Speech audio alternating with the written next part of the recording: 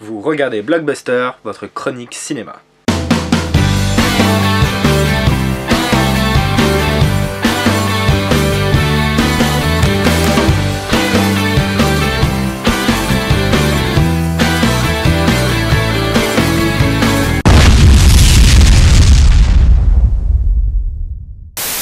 Au programme ce mois-ci, le retour de l'oscarisé Kat Bigelow avec Zero Dark Thirty, le nouveau Tarantino en mode western spaghetti avec Django Unchained, la nouvelle rubrique avec la minute culturelle, mais on commence tout de suite avec la nouvelle production Tom Cruise, Jack Reacher. Adapté des nouvelles de Lee Child, Jack Reacher est un thriller moderne réalisé par Christopher McQuarrie, d'habitude plus habitué au scénario, puisqu'on lui doit entre autres The Tourist, Valkyrie, où Tom Cruise tenait d'ailleurs le premier rôle, Usual Suspect ou encore The Wolverine, le combat de l'immortel qui sortira le 24 juillet prochain.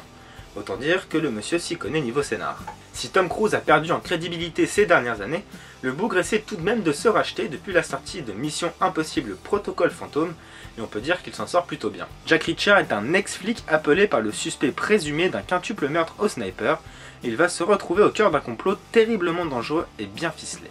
Je vais pas mâcher mes mots en disant que le film relève clairement le niveau des thrillers que l'on a pu voir ces dernières années.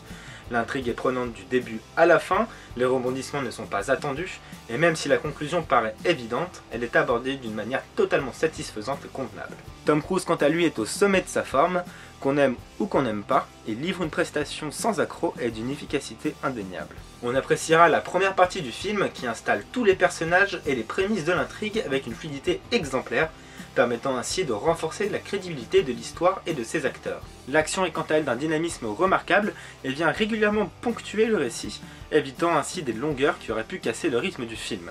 On se laissera donc emporter par ce récit policier digne d'un Michael Mann qui saura ravir tous les fans de Tom Cruise et de thriller en général. Même s'il n'a pas eu le succès escompté en France, Jack Reacher est pourtant une vraie réussite et prouve que les codes classiques du thriller peuvent être modernisés et chamboulés pour offrir une nouvelle dimension à un genre devenu parfois un peu trop conventionnel. Un film à savourer au plus vite pour 2 heures garanties d'adrénaline.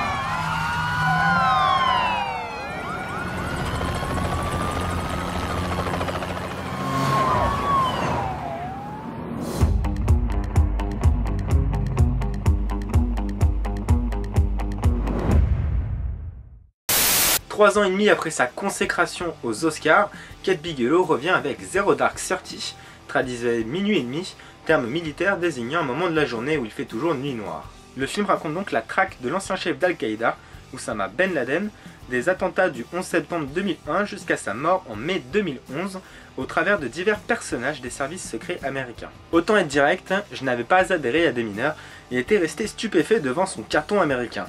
C'est donc avec une certaine appréhension que j'ai abordé cette nouvelle production pro-américaine. D'une durée de près de 2h45, le film tente de balayer une période beaucoup trop large auquel il manque beaucoup trop d'informations. Du coup, on se retrouve avec des ellipses parfois beaucoup trop grandes et sans enchaînement logique. On se perd donc rapidement à travers ces sauts dans le temps et ces dialogues interminables et cruellement plats, et il ne faut pas compter sur l'action quasi inexistante pour venir secouer la chose. Alors certes, le film révèle, sans être trop pointilleux, les coulisses de cette chasse à l'homme, mettant à jour les conditions et les actes parfois très durs qui ont conduit au succès de l'opération, mais cela n'empêche pas le film d'être terriblement mou du genou. Oubliez également toute la tension qui pouvait ressortir d'un film comme Des mineurs, ici c'est platonique et monotone. On ne fait que nous baratiner avec des personnages torturés mais dénués d'un quelconque aspect psychologique. Du coup, on ne rentre pas dans l'histoire et on se contente d'enregistrer 2-3 infos par-ci par-là. On sent tout de même que la réalisatrice s'est donné du mal à vouloir retranscrire les conditions réelles de la traque et de son déroulement, notamment en soignant des détails comme les scènes de torture, violentes, dégradantes mais nécessaires. Pourtant, cela ne suffit pas à rattraper le produit final. Et je ne parlerai même pas du montage qui a sûrement été fait par un aveugle sourd-muet qui plafonne à 2,5 g. On subira donc 2h15 avant d'assister à l'assaut final. Là, soulignons le talent de la direction artistique qui a reproduit à l'exactitude le repère du terroriste au Pakistan. Malgré cela, la conclusion manque elle aussi de tension et d'adrénaline, traînant en longueur et bénéficiant elle aussi d'un montage hasardeux. Pourtant, certaines scènes se démarquent de par leur impact psychologique et leur violence, mais encore une fois, l'ensemble est tellement bancal que ça ne suffit pas à rattraper le reste. En bref, Zero Dark Thirty est une sorte de version bas de gamme du style qu'avait imposé la réalisatrice avec Des Mineurs. Peut-être trop d'assurance, quoi qu'il en soit, le film est en bonne position pour les Oscars, à croire que le gouvernement américain se sert de Bigelow comme outil de propagande. Au final, le film ne mérite pas grande attention et est loin de tous les prestiges qu'on lui décerne dans la presse. Un manque cruel de dynamisme, une intrigue ficelée avec les pieds, bref, un échec. The whole world's gonna weigh in on this.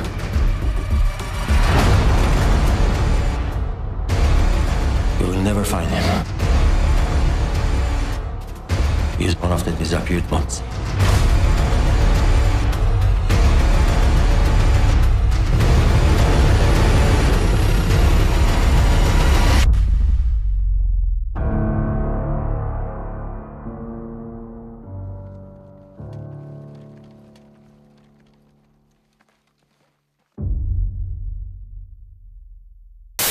Quasiment 4 ans après Inglourious Basterds, Tarantino nous revient dans un genre qu'il n'avait encore jamais réellement exploité, le western. À l'aube de la guerre de sécession, Django, alors esclave, rencontre le Dr Schultz, ex-dentiste reconverti en chasseur de primes. Ce dernier va lui demander de l'aider à mettre la main sur les frères Britzel. De cette expédition va naître une amitié qui conduira les deux hommes au cœur de la plantation de Monsieur Candy afin de retrouver la femme de Django. Je ne vais pas tergiverser, pour moi Django Unchained est le meilleur Tarantino depuis Pulp Fiction. Imaginez un western belle époque, tout y est, les décors, les costumes, la photographie, sans tous les codes habituels, puisque Tarantino impose son propre style. Trash et violent, les scènes d'action rappellent parfois Kill Bill, sans parler des scènes de dialogue, si chères au réalisateur et qui prennent une toute autre dimension entre les mains du monsieur. On assistera alors à des batailles de répliques plus fracassantes et percutantes les unes que les autres, articulées autour d'une réalisation sobre mais toujours ingénieuse. Malgré ses 2h45, le film ne souffre d'aucune lenteur, et déroule tranquillement le fil de l'histoire en entretenant un certain suspense jusqu'au dénouement final. Aussi barré et décalé que ce que l'on attendait, Django regorge de pépites et de trouvailles qui viennent ponctuer et confirmer l'ingéniosité du long métrage.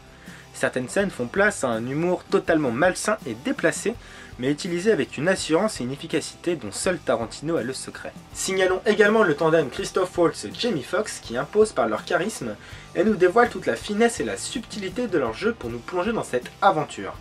Autant dire que Christoph Waltz, nominé aux Oscars cette année, risque bien de rempiler, et une nouvelle fois grâce à Tarantino. Au final, Django Unchained se révèle être à la hauteur des attentes et prouve que Tarantino est toujours là et qu'il assure toujours. Un petit bijou de cinéma qui saura s'imposer au même titre que Pulp Fiction ou autre Reservoir Dogs. À ne rater sous aucun prétexte.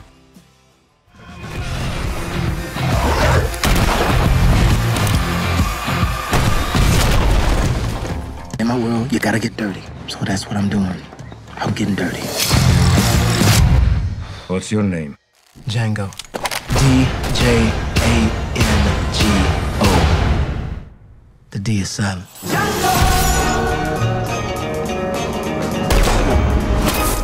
Adult supervision is required.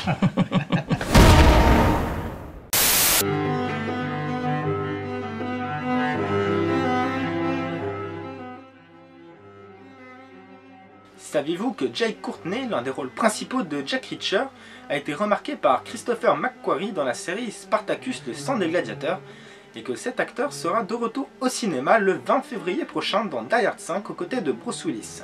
Saviez-vous aussi que James Cameron avait été intéressé pour réaliser Zero Dark Thirty, mais qu'il a dû renoncer au projet dû à son implication dans sa saga Avatar? Et enfin, saviez-vous que Django Unchained a nécessité 130 jours de tournage et qu'il s'agit du tournage le plus long de la carrière de Tarantino? C'est ainsi que s'achève ce 3e numéro de Blockbuster. Je profite de cette vidéo pour vous dire que Blockbuster sera non plus mensuel mais bimensuel. On se retrouvera donc toutes les 2 semaines pour parler des sorties du mois. En attendant, n'oubliez pas de vous abonner à la chaîne YouTube en cliquant sur Django juste ici ou en allant jeter un coup d'œil sur la page Facebook juste là, où vous pouvez tout simplement regarder le précédent numéro de Blockbuster consacré à Le Hobbit de Peter Jackson en cliquant juste là. Merci à tous d'avoir suivi ce numéro de Blockbuster et on se retrouve dans 2 semaines.